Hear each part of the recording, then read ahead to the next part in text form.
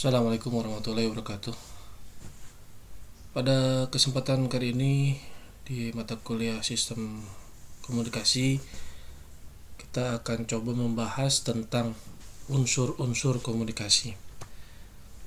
Baik, pada mata kuliah Sistem Komunikasi ini pada sebelumnya kita bagaimana mengenal atau bagaimana mempelajari tentang apa yang dimaksud dengan sistem komunikasi, kemudian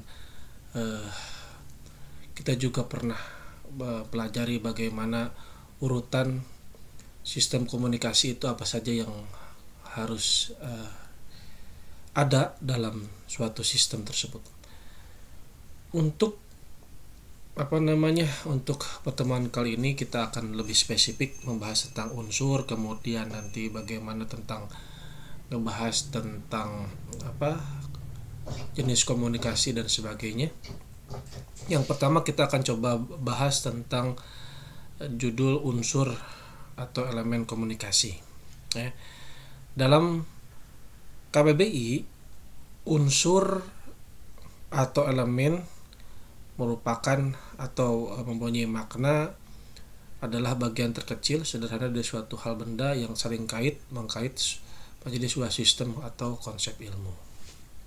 Kemudian suatu unsur atau elemen diperlukan untuk membentuk entitas suatu hal agar dapat diterapkan, digunakan atau dapat dimodifikasi dengan secara baik. Kemudian sebagaimana sebuah teori terbentuk dengan beragam konstruk atau abstraktibasi, begitu pula dengan ilmu dan pengetahuan. Jadi kalau merujuk dari pengertian yang ada di KBBI ataupun beberapa sumber yang sudah kita dapatkan, bahwa unsur atau elemen itu adalah diperlukan pada sebuah sistem yang notabene pada pembahasan kali ini kita akan membahas tentang sistem komunikasi, bagaimana elemen-elemen terkecil atau perangkat-perangkat juga yang terkecil itu sangat mendukung atau bagian-bagian tersebut saling berhubungan, saling mengkait-mengkait agar sebuah sistem ini akan berjalan dengan baik dan diharapkan sebagaimana yang kita inginkan. Ada 5 komponen utama sistem komunikasi. Yang pertama adalah komunikator, pengirim, pembicara atau komunikatornya. Kemudian yang kedua adalah penerima, receive, audience atau komunikan.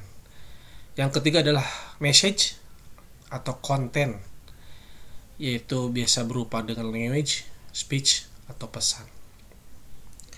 Yang keempat adalah media, ada channel, ada jalan, ada media atau bagaimana suatu komunikasi ini berjalan melalui media apa. Kemudian yang kelima ada feedback, efek atau umpan balik atau respon. Kita akan coba bahas satu persatu.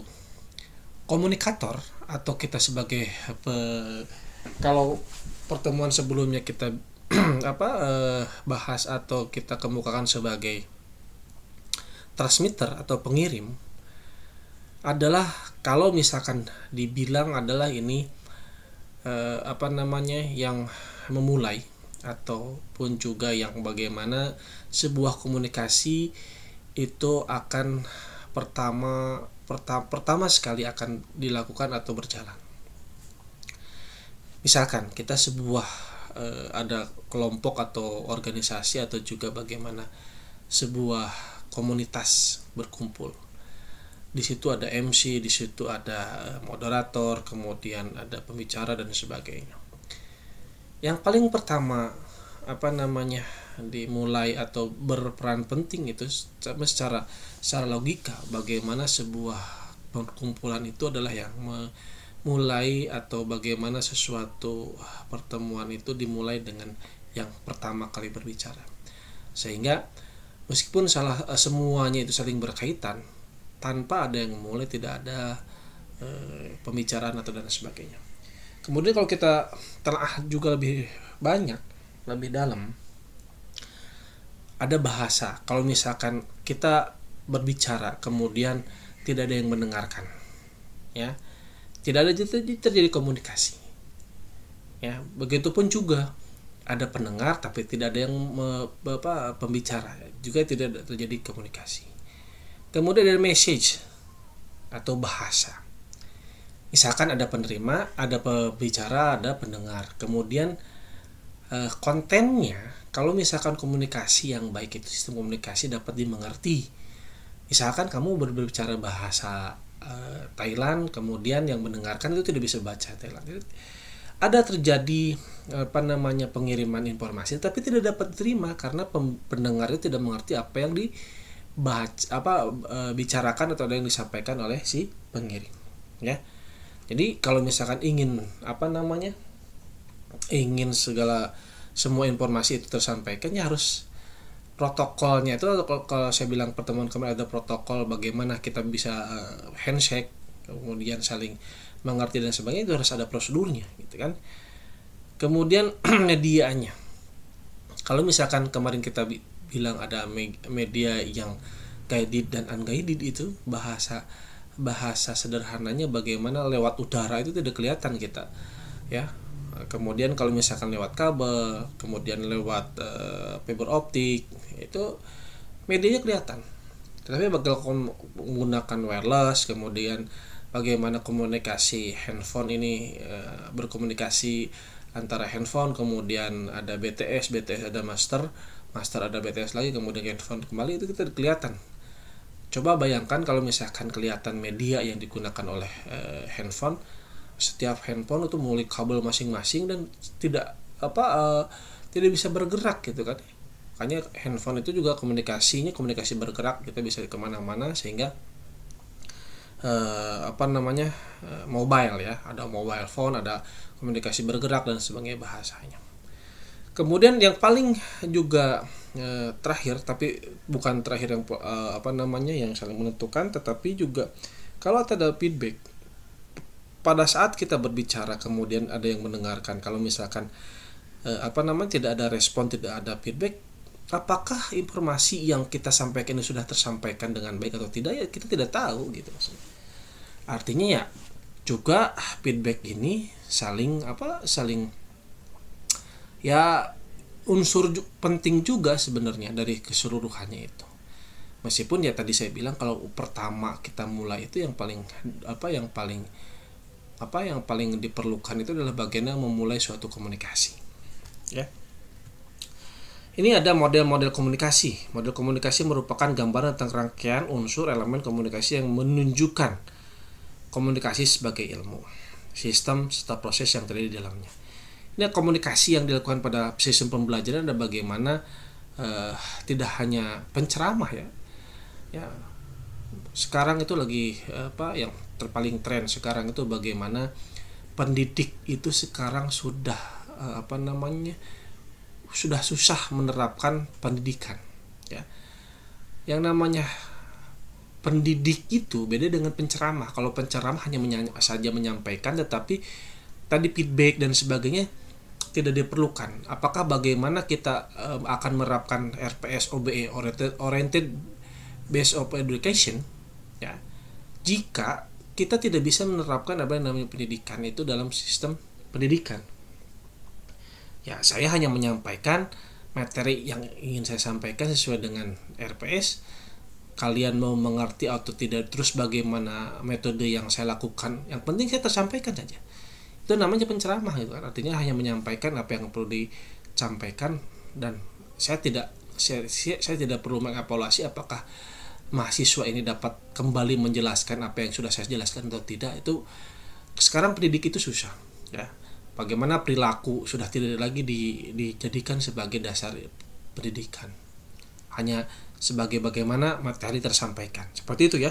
Jadi kalau misalkan yang tadi saya bilang ada viral, bagaimana perilaku, kemudian di luar jam pelajar di dalam dalam pelajaran, kemudian di media sekolah dan sebagainya, itu bukan tanggung jawab pendidik, ya. Karena kita melakukan hal-hal yang di luar pembelajaran, itu artinya digugat oleh polisi dan sebagainya, kita tidak inginkan. Kemudian ada model komunikasi secara tidak langsung menciptakan jenis bentuk pesan. Setidaknya dibagi atas dua aspek, yaitu secara bahasa atau secara teknis, ya. Kita dapat pahami kalau misalkan saya melakukan bagaimana interaksi dengan dengan menyampaikan video pembelajaran meskipun ada gambar kemudian saya berbicara, secara teori bagaimana bahasa yang saya sampaikan dengan membacakan atau mempresentasikan apa yang menjadi bahan presentasi itu secara bahasa, ya. Tetapi bagaimana secara teknis? Contoh, saya berbicara kemudian ada gambar tampil di layar. Bagaimana sampainya kepada kalian? Suara saya jauh kemudian saya buat 5 menit atau 3 menit. Bisa jadi saya di channel-channel saya itu sudah ada 1 tahun 2 tahun. Bagaimana bisa menyampaikan ini kepada kalian?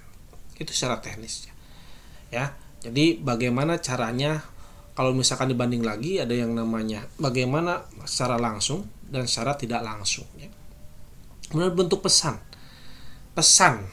artinya kalau misalkan dilihat dari secara bahasa dan teknis. Kalau secara bahasa itu ada namanya verbal dan non verbal. Kemudian secara teknis ada linear, one way, ya, satu arah nih, saya menyampaikan kepada kalian satu arah. Kemudian ada interaktif. Kalau interaktif nanti bahasanya Zoom dan sebagainya.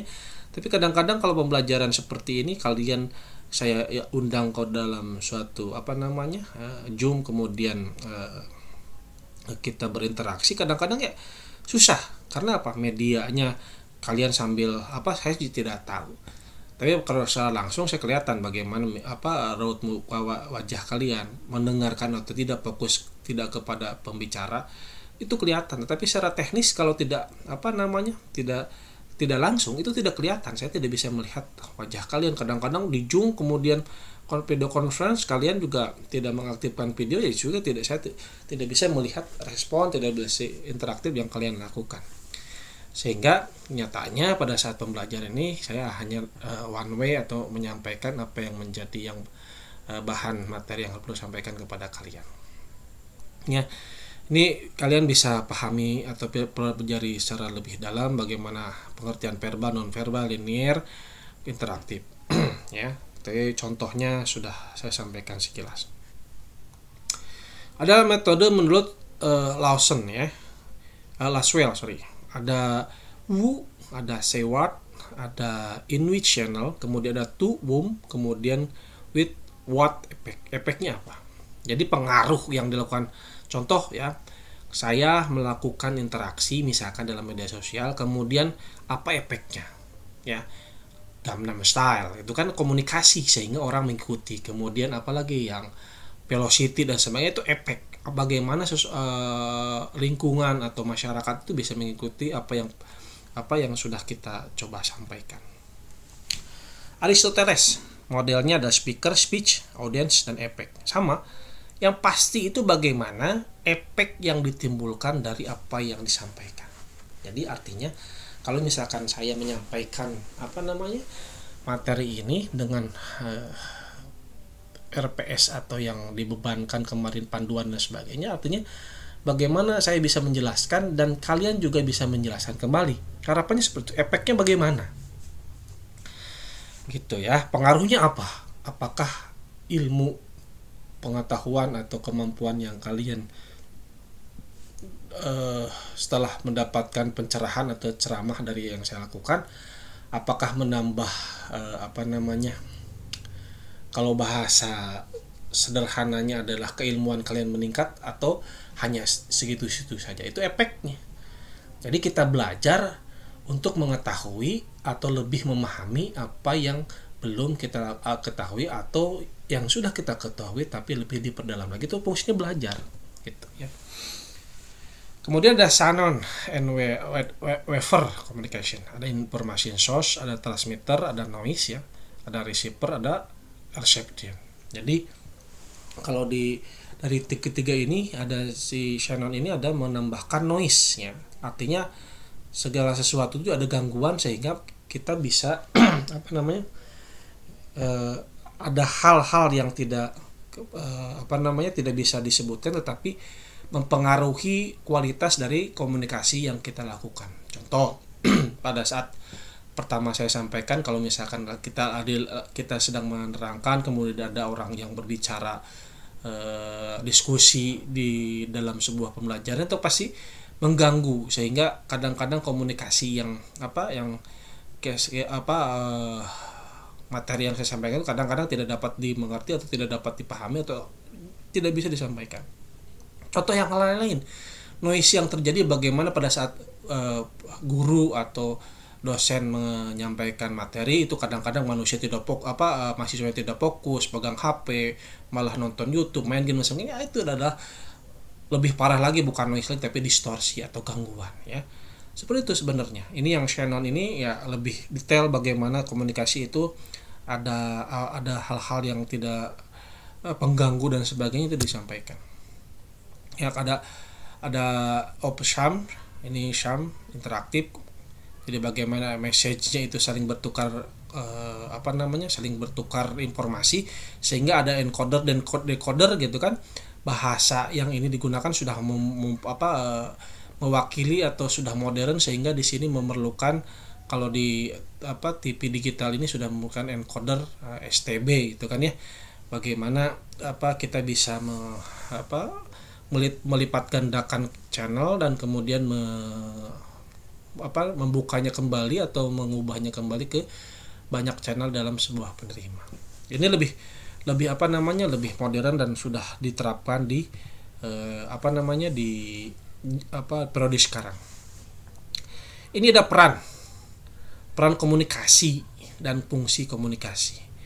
Ya, kita di fungsi sosial ada fungsi ekspresif, ada fungsi ritual, ada fungsi instrumental. Jadi bagaimana yang dominan sebenarnya, bagaimana dalam kita berlingkungan dalam sosial. Dalam sosial gitu kita harus saling berkomunikasi. Kalau bahasa Sunda itu hade goreng ku bahasa. Kita segala sesuatu disampaikan dengan bahasa gitu kan. Dengan orang Sunda mah banyak bahasa basi, tapi itu lebih bagus dibanding di kota-kota modern yang sudah jeung tatangga gitu komunikasi kita papangi kita say hello dan sebagainya juga nggak pernah. Tapi kalau di pedesaan itu komunikasi masih, tadi saya bilang bahwa hade goreng aku bahasa, segala sesuatu itu kecil apapun di Sunda itu banyak sekali yang menggunakan kata-kata ya, sehingga sosialnya lebih baik dibanding yang di kota gitu ya. Kemudian ada level bagaimana komunikasi interpersonal, kemudian ada komunikasi intra dan inter ya. Kalau intra dalam sendiri, bagaimana kita menerung evaluasi diri oleh sendiri. Kemudian ada inter, dua orang komunikasinya, kemudian komunikasi kelompok dan komunikasi massa. Baik, mungkin teori atau materi yang saya sampaikan untuk hari ini sampai slide itu saja. Kita mudah-mudahan di pertemuan yang akan datang bisa berinteraksi, bisa memperdalami apa yang lebih dalam daripada materi di sistem komunikasi. Mohon maaf bila ada kekurangan, tapi pada pertemuan ini saya akan coba tugaskan bagaimana setelah apa yang saya sampaikan, tolong dibikin suatu resume, tulisan bagaimana peran komunikasi atau fungsi komunikasi di dalam pendidikan ya. Yang termasuk nih yang viral sekarang, bagaimana pengaruh komunikasi antara pendidik dengan pembelajar atau dosen dengan mahasiswa. Komunikasi seperti apa yang baik dan dilakukan sehingga menimbulkan komunikasi efektif dalam proses pembelajaran. Jadi harapannya bagaimana menyampaikan agar dapat dimengerti, agar dapat kalian bisa memahami dan kemudian dapat menjelaskan kembali fungsi dari pembelajaran ini harus seperti apa. Tolong jelaskan sehingga yang disampaikan itu menurut pandangan masing-masing. Nanti untuk tugas lebih detailnya saya bikin deskripsinya di Classwork ya. Saya tunggu sampai jam hari ini sampai jam 23.59 sehingga hanya pada malam ini aja Classwork saya aktifkan. Terima kasih atas perhatiannya. Mohon maaf bila banyak kekurangan. Assalamualaikum warahmatullahi wabarakatuh.